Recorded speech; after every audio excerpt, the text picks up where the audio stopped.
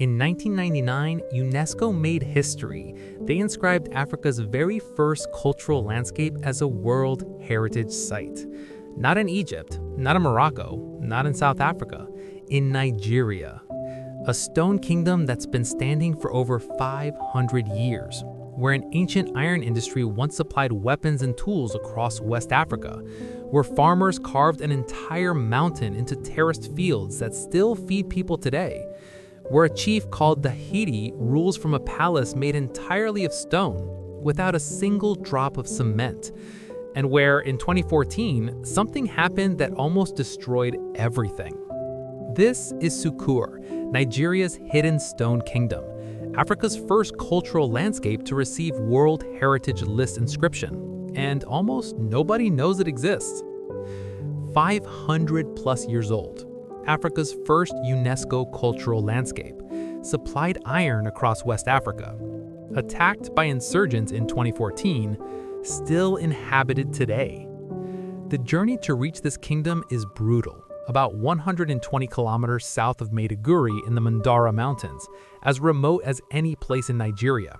No cars can reach the top, only feet and determination. But what waits at 1,045 meters above sea level will rewrite everything you thought you knew about pre-colonial Africa. An iron industry from the 1600s that rivals European technology of the same era. Stone architecture that survived centuries without modern engineering. A terraced agricultural system with spiritual significance, featuring ritual features like sacred trees. And a living, breathing community that still maintains traditions unchanged for half a millennium. This is the story of how a kingdom was built, how it thrived, how it nearly died, and how it's fighting to survive. Let's climb. Sukur sits at an elevation of 1,045 meters in the Mandara Mountains along the Nigeria-Cameroon border, about 290 kilometers from Yola, the Adamawa state capital. Getting here requires commitment. The nearest town with vehicle access is hours away. From there, it's all footpath, through valleys, over rocks, up steep inclines that test every muscle. This remoteness isn't accidental, it's strategic. The people who built this kingdom chose this mountain for a reason, a dark reason involving enemies, slavery, and survival. And what they built to protect themselves became one of Africa's greatest archaeological treasures. But first, we have to earn the right to see it. And then, the first sign. Stone-paved walkways, meticulously crafted, some measuring 5.7 meters wide. Not dirt paths, not rough trails, engineered roads made entirely of fitted granite stones. These walkways are centuries old, built by people who understood engineering, drainage, and this is pre-colonial African infrastructure, not borrowed from Europeans, not copied from Arabs, indigenous, innovative, permanent. As the climb continues, more appears. Stone walls, defensive positions, the bones of a civilization that knew exactly what it was doing. And then the fields reveal themselves. Terraced farmlands characterized by hierarchical structure, combining intensive and extensive farming, with ritual features like sacred trees. These aren't modern terraces. These have been here for centuries, continuously cultivated by generation after generation. The Sukur people transformed an impossible mountain into productive farmland through sheer ingenuity. And they're still using them, right now, today, the same terraces their ancestors built in the 1600s. But farming wasn't what made Sukur powerful.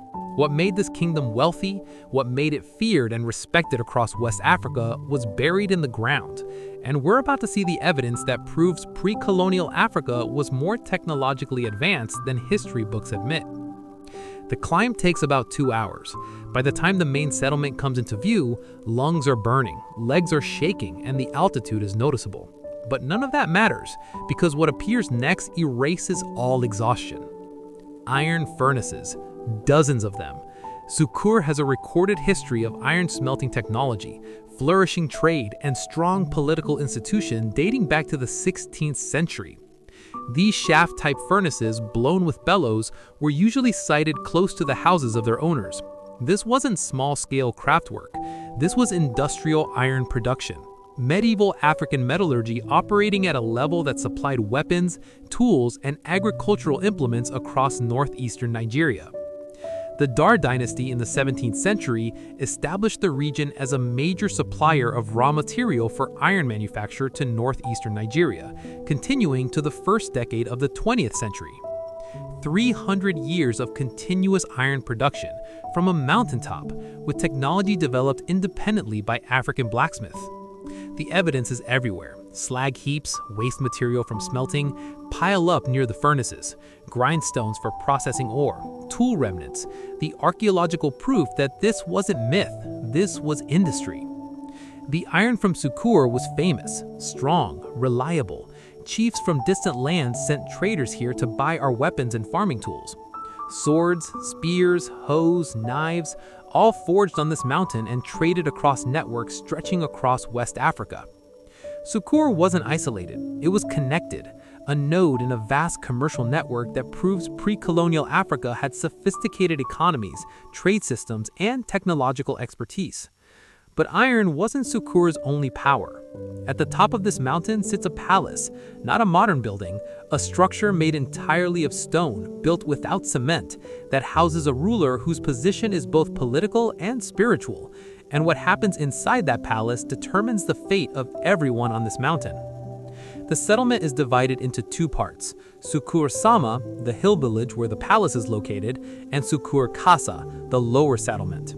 The palace sits at the peak, literally above everything else, because in Sukur, leadership isn't just administrative, it's sacred.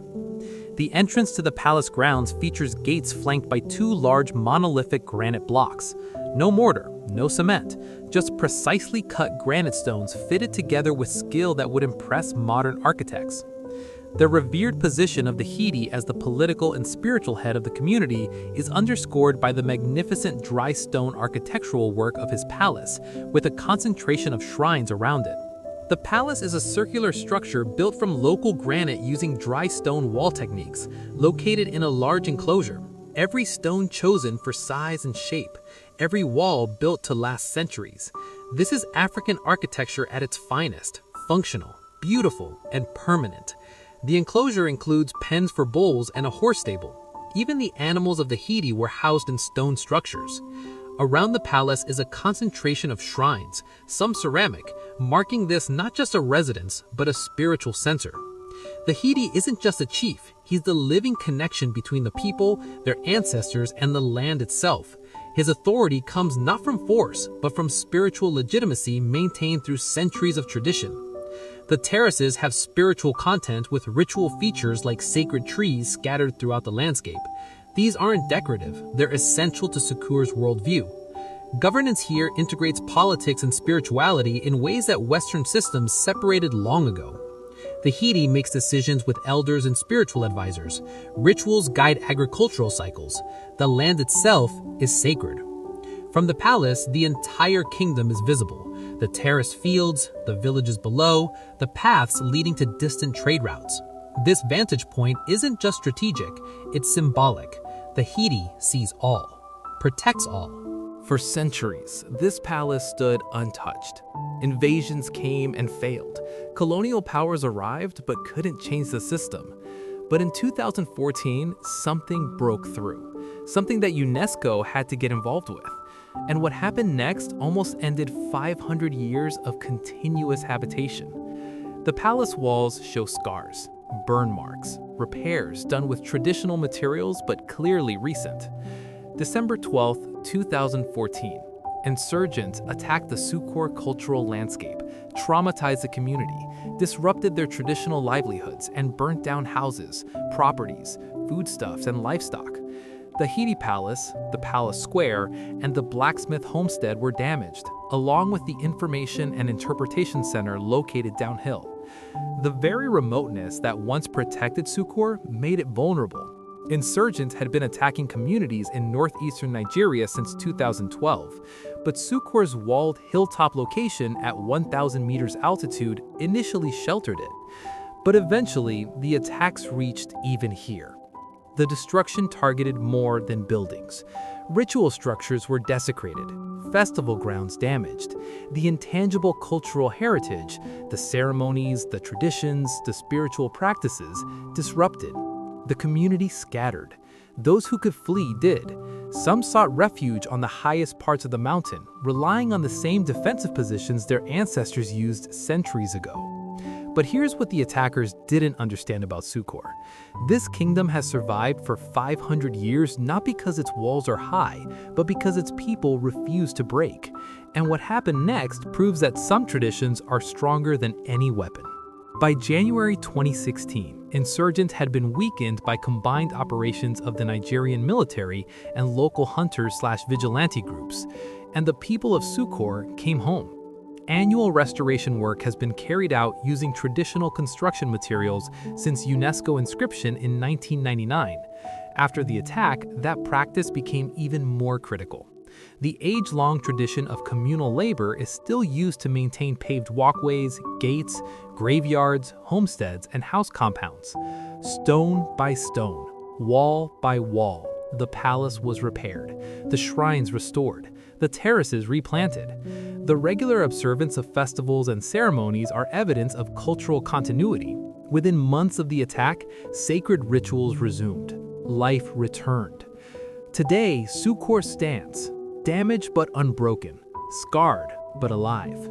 The Sukur Cultural Landscape, with the Palace of the Hidi on a hill dominating the villages below, the terraced fields and their sacred symbols, and extensive remains of a former flourishing iron industry, is a remarkably intact physical expression of a society and its spiritual and material culture. 500 years of continuous habitation, through wars, invasions, colonialism, insurgency, Sukur endures. The cultural landscape of Sukur has survived unchanged for many centuries and continues to do so at a period when this form of traditional human settlement is under threat in many parts of the world. The cultural landscape of Sukur is eloquent testimony to a strong and continuing spiritual and cultural tradition that has endured for many centuries.